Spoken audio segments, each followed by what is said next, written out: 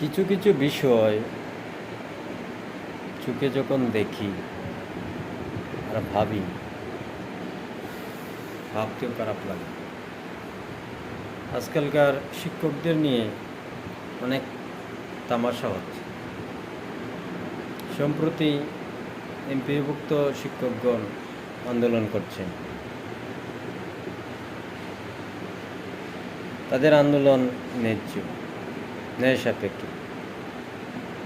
আর police বলেন, অন্যান্য কর্মকর্তা কর্মচারী যাই বলেন, সকলেই শিক্ষকের মানুষ সন্তান। কিন্তু সেই মানুষ সন্তানগুলি অমানুষ সন্তান হয়ে যায় সময়ের পরিপ্রেক্ষিতে। কিন্তু কোনো মানুষ সন্তান যদি অমানুষ হয়, সেও তার পরিবার থেকে তার প্রতিফল পাবে। শিক্ষক কখন রাজপথে যায়, কখন মাঠে যায় আন্দোলন করতে। আজ আমাদের পার্শ্ববর্তী দেশগুলোর কথা লক্ষ্য করেন, ভাবেন। তাদের শিক্ষক নিয়ে তো কোনো সমস্যা নেই, তাদের শিক্ষকরা তো কোনো সমস্যা হচ্ছে না। আমাদের শিক্ষকরা বারবার বলতে বারবার লিখতে কোনো পাত্তাই নেই। আচ্ছা, শিক্ষকের বেতন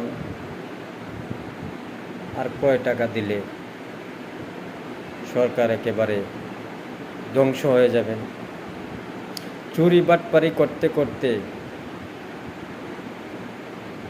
হাজার হাজার কোটি টাকা দেশের বাইরের ব্যাংকে, দেশের বাইরে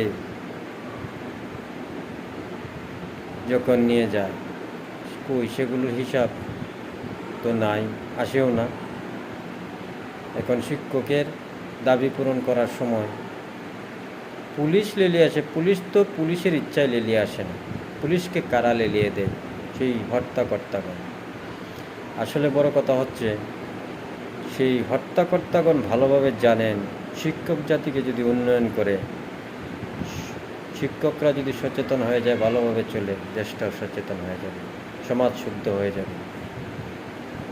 তখন আর লুটপাট করা যাবে না, সুইস ব্যাংকের টাকা রাখা যাবে না, গণ্ডমূর্খ নেতা হবে না। তো আগে আমরা দেখেছি এদেশের শিক্ষা ব্যবস্থা ধ্বংস করে দেওয়ার জন্য বিগত সরকারের আমলে এমন একটা শিক্ষা ব্যবস্থা চালু হয়েছিল, শেষ পর্যায়ে পর্যন্ত 8-10 জন ছাত্র বসে পরীক্ষা দিত। শিক্ষকরা বুঝেও কি করবে, না বোঝার বান, সরকারের ইচ্ছা। আর এখন যা দেখছি, শিক্ষকদের শেষ করে দিবে। কেউ শিক্ষা ব্যবস্থা ধ্বংস করে দেয়, কেউ শিক্ষকদের ধ্বংস করে দিবে।